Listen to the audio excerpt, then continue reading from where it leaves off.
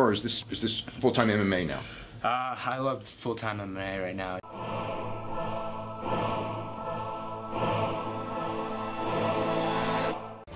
Back to the daily grind. Thanks for checking out the channel. Make sure to subscribe if you're new and hook your boy up with a like if you're not a baby back bagel biting bitch boy, cause you know what time it is. It's full time MMA. With Jon Jones being removed from the UFC's pound for pound fighter rankings, the UFC's updated their pound for pound list. Fighters like Woodley have come out and spoken out against it and said, how can you have 3 people in your top 6 that have never defended a title? And even though he does have a good point, some of those guys I still believe should be there, such as Conor McGregor. No, he's never defended a title, but he has been successful in more than one weight class. Actually, he's been successful at 3 weight classes, which, I mean, when you think about the definition of pound for pound, that's what you're talking about, right? And now, so this list, one thing about it is it's super like objective, like it's up to you. Everybody's pound for pound list is probably gonna be different. It depends on what your criteria is. Are you just talking about who's the best fighter on the planet if everybody were to fight? So you would go with Stipe Miocic because he's a heavyweight? Or are you talking about whose skills translate to all the divisions? You know, if you had a heavyweight with Demetrius Johnson's skill set, they would win. Or do you just, who would be successful at more than one weight class? Who has skills that, you know, who has been or would be successful at more than one weight class? And to me, it's the latter. I mean, who has been or who's proven they can be successful at more than one weight class, or who's in the next criteria would be whose skills translate. Like somebody like Demetrius Johnson, it is true. He has probably some of the best skills out of anybody on the planet. He probably has a better skill set, overall MMA skill set than Daniel Cormier. But with his size disadvantage, or I mean you can say advantage if you want, he can't really move up in weight and be successful. I mean, and I don't know if he could make 115 pounds, but that's ridiculous to even think about. So Demetrius Johnson, he does have he's probably the best skilled fighter on the planet as far as overall fighting, but he has less body mass. You know, you know what I'm saying? It's not like Stipe Miocic can come out here and use all the same techniques as Demetrius Johnson. There's no heavyweight that can move like Demetrius Johnson because he's so small, you know what I'm saying? So I don't know, it's a really hard debate. It's really hard to make one of these lists right, but I still, even with all of the different criterias, I just can't agree with the UFC's. But at the same time, the UFC had they're promoting fights. If Cody Garbrandt's gonna be co-headlining UFC 217, it might make sense for him to be top 6 in your pound for pound fighter rankings. I don't know. So with all that being said, the UFC's pound for pound fighter rankings are on the left and mine are on the right. We'll go through the UFC's first, and they've got Demetrius Johnson at number 1, which is interesting, but that's definitely going to be a common opinion. They've got Conor McGregor number 2. That's fine with me too. Stipe Miocic number 3. I'm good with that. Max Holloway number 4. That's interesting. I'm surprised they have him up that high up there. I mean, one thing about Max Holloway is, even though he's never defended a title, he's pretty much cleared out his division. Like in the top 10 at featherweight, he's pretty much beat everybody already except for Frankie Edgar and Chad Mendes, and he's probably going to be fighting Frankie Edgar for his first title defense. If he beats Frankie Edgar, he's for sure top 5 pound for pound. But since he hasn't beat Frankie Edgar yet, I'm going to move him down a couple slots on my list, but I don't have him top 5, but the UFC does, and I'm still sort of fine with that. He's still very, very impressive as a fighter. Definitely has one of the best skill sets in the game. What he did to Jose Aldo, who was the king for a long time, he's been on a 9-10 fight winning streak. Beat Anthony, the first fighter to finish Anthony Pettis. I mean, Max Holloway is that fucking dude. One of my favorite fighters. I would now, once he beats Frankie Edgar, I'll definitely move him up to my top 5. Till then, I just got him down a couple notches. They have Daniel Cormier at number 5, and to me, that's pretty fucking disrespectful. I mean, that's another criteria we didn't talk about. Like, how do you factor in age? Are we talking about in their prime? Are we talking about today? I mean, I guess Daniel Cormier, you could say, is in his prime today. I mean, would you? When was Daniel Cormier's prime? He lost to John Jones, but I mean, that was a dirty John Jones. So other than that, he's still been beating all the top contenders in his division. Daniel Cormier is undefeated to everybody not named John Jones, heavyweight and light heavyweight. John Jones, the last win was overturned, so he's only been beat by John Jones one time, and that was before USADA. So, I mean, Daniel Cormier to me is #1 pound for pound. To me, undefeated 13 fights at heavyweight. He's shown he can do it in multiple divisions. He's defended his belt. He's cleared out the division as far as I'm concerned. He's beat pretty much everybody in top 5. I mean, there's been now the top 5 is cleared out with all this stuff going on. It's not all the way cleared out, but still. I mean, the #1 contender, Alexander Gustafsson, he's already beat. Jimmy Manuwa was a guy that he hadn't fought yet, but Jimmy Manuwa just lost. So, I mean, really, of all the contenders besides Volkan Ozdemir, Daniel Cormier, he's defended his belt. He's proved he could do it at multiple weight classes. He hasn't lost to anybody aside from John Jones, who should be #1 on the list if he didn't get popped for steroids, which means he was doing steroids, and definitely most likely when he fought Daniel Cormier the first time. So, I mean, to me, Daniel Cormier should be #1. And even if the UFC wants to have him not at #1, he should be in the top 3, to me. I mean, so that's pretty crazy to me. Daniel Cormier at #5. Then they got Cody Garbrandt at #6, another one I don't agree with. I mean, me personally, I believe TJ Dillashaw is probably one notch better than Cody Garbrandt. I'm gonna be picking TJ Dillashaw and the reason I believe it is TJ Dillashaw has beat more contenders in the division. Cody Garbrandt's beat Dominic Cruz, but aside from that, he beat Thomas Almeida and Takeya Mizugaki, who were ranked like #6 and #13 when he beat him. And he beat #6, and then he went on to fight #13. It's like he fought down in the divisions and then skipped the top 5 for a title shot. Meanwhile, TJ Dillashaw lost close fight to the champion Dominic Cruz, and then he went on to beat 2 more #1 contenders.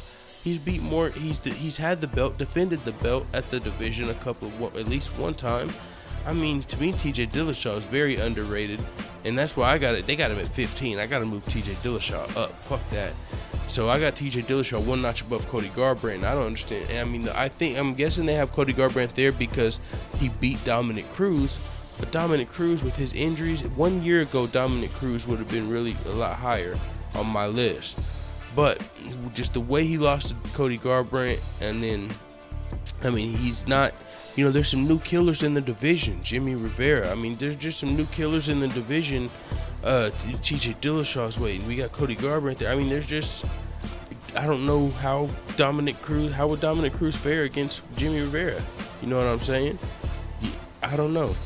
I think Dominic Cruz was one of the best. You know, he's like Jose Aldo. I just think Dominic Cruz, the way he lost to Cody Garbrandt with TJ Dillashaw in the division, Dominic Cruz got to go down a little bit on my list, and that's just because with his injuries. You know, his injuries.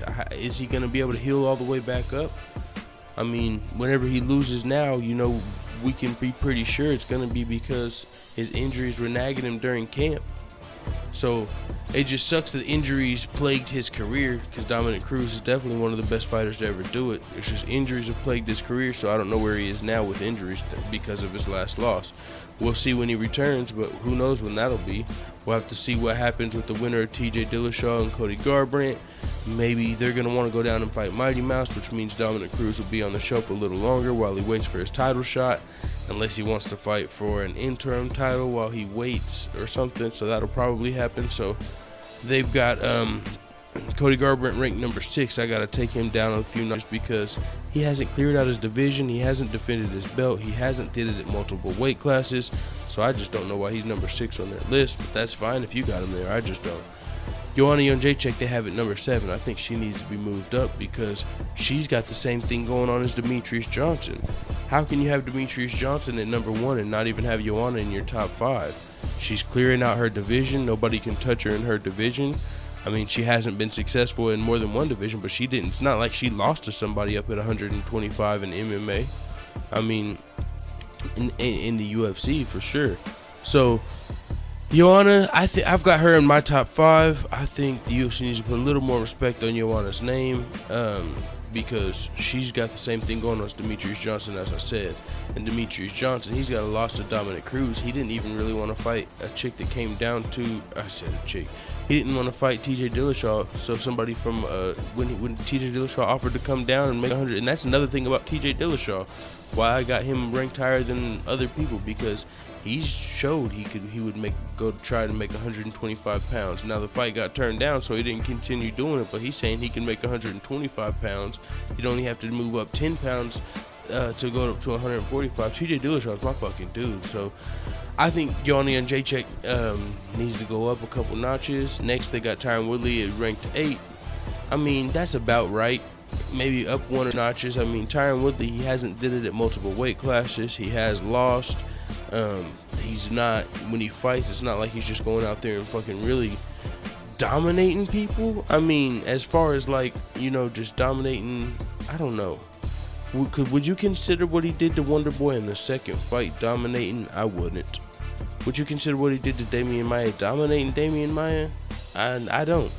I mean, I don't think he dominated Damian. He dominated Damian Maia's takedowns. You know what I'm saying?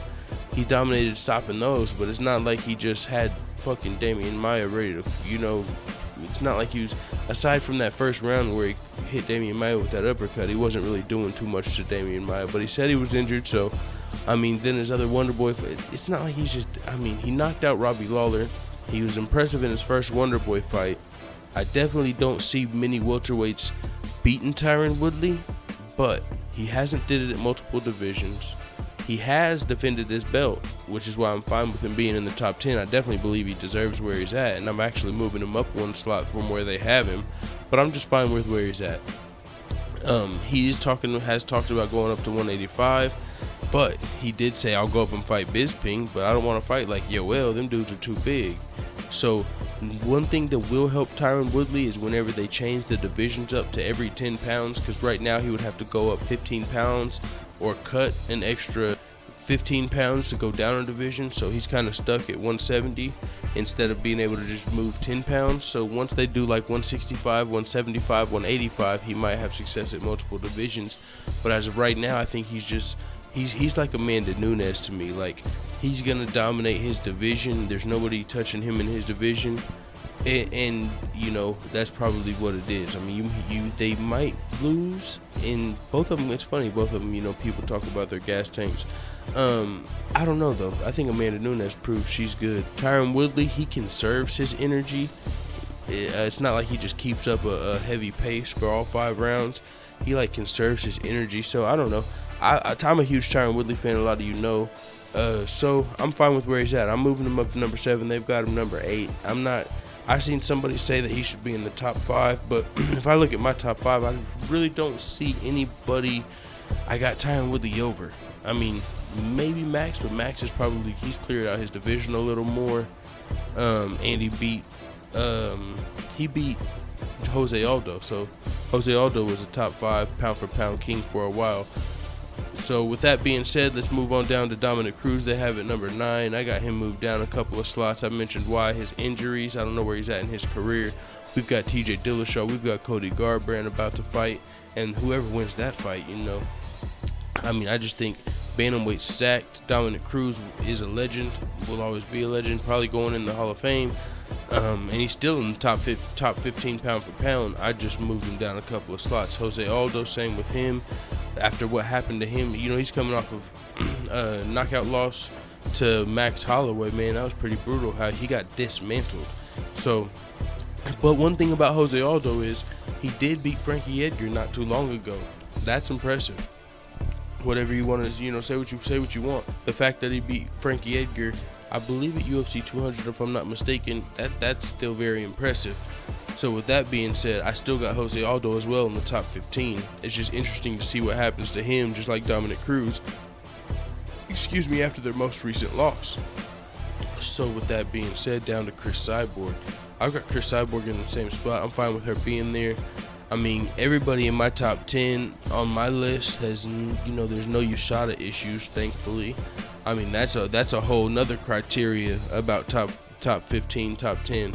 How do you, I mean, with John Jones, he got removed from #1 for his USADA issues.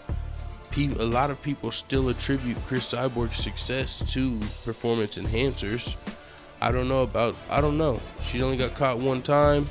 She hasn't got caught since, except for the therapeutic exemption. But just recently, the USADA agents were over in Thailand trying to get a urine sample, and they called the police on the USADA agents, you know, the hotel or whatever. So there's that going on. So I don't know.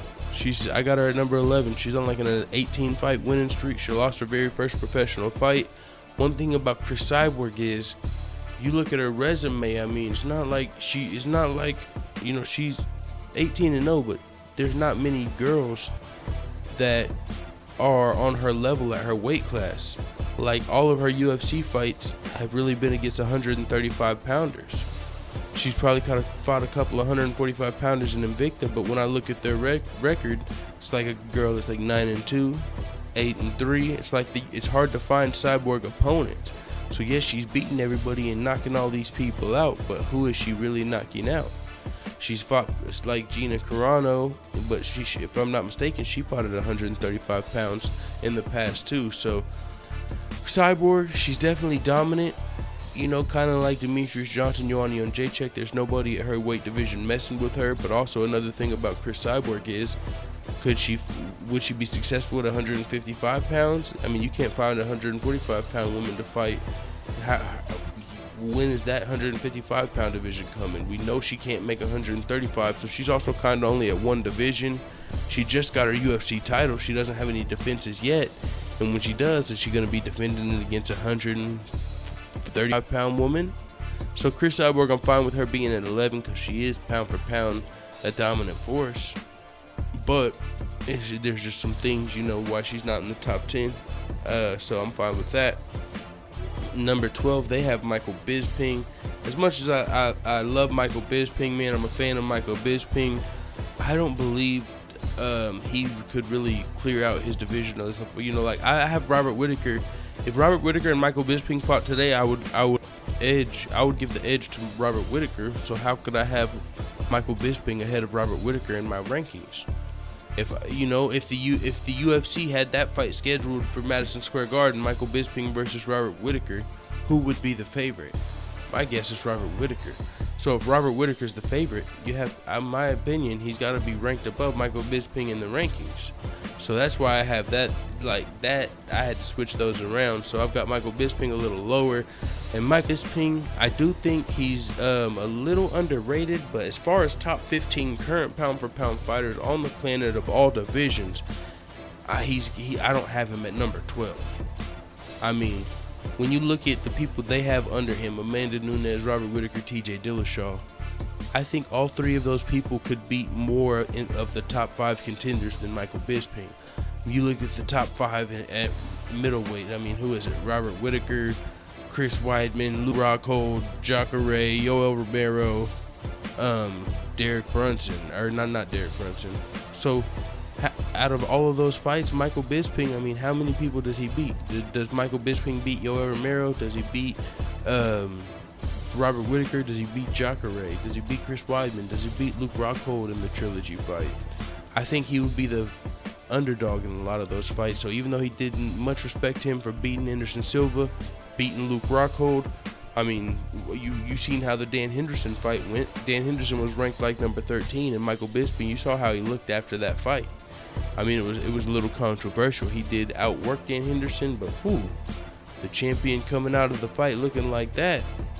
Yeah, I mean, you know what I'm saying? Versus the 13th ranked. Imagine if that wasn't Dan Henderson. You know what I'm saying? And now he's fighting George St. Pierre. If he wins, he will be the only fighter to beat Anderson Silva and George St. Pierre. And then you add that to his impressive knockout of Luke Rockhold becoming the champion. He'll definitely be a Hall of Famer. He's already a Hall of Famer. But does that mean he could clear out? Does that mean he could be successful at multiple divisions? Could Michael Bisping go up to 205 and be successful today? I doubt it. Would he be able to cut down to 170? I don't think so.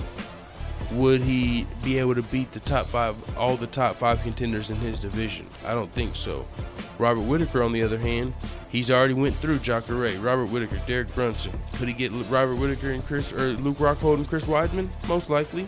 He'd probably be the favorite. So I got Robert Whittaker and Michael Bisping switching. Michael Bisping, I got him in the top 15 still, because I'm still a fan of Michael Bisping. But whenever I put thought into it, it's like, you know, all the criteria of a pound for pound, Michael Bisping, impressive he is where he is, but I don't think he's, you know, look at Amanda Nunes. I don't think there's anybody at 135 pounds beating Amanda Nunes. Look at TJ Dillashaw. He's already went through a couple top 5 contenders. Robert Whittaker, same with him. So Amanda Nunes, I'm still moving her down one notch, just because you guys still got Dominic Cruz, Jose Aldo, and all the other people that I moved up. Nothing against Amanda Nunes. I don't think there's anybody at 135 pounds beating Amanda Nunes, but is she moving up to 145 and beating Cris Cyborg? Now, this is one thing that's really interesting. If Cris Cyborg was not the champion, let's say it was Jermaine Durand to me, Amanda Nunes, then could she go up and be the champion? Ooh, what if there was no Cyborg? Could Amanda Nunes be dominant at 145 pounds? Interesting. Chris, we know she probably can't make. You know what? You know what? She's not even on the list, so I'm not going to redo it. But I think Valentina Shevchenko should probably be moved up. Because Valentina Shevchenko, I guess, no. Once Valentina Shevchenko fights at 125, we'll do it. But she hasn't did it yet. But she did say she plans on going to 125. So we'll keep these lists updated. As I said, that's the UFC's list on the left, my updated list on the right. With that being said, let me know what you agree with or disagree with in the comments, because it is what it is, man. I'm out.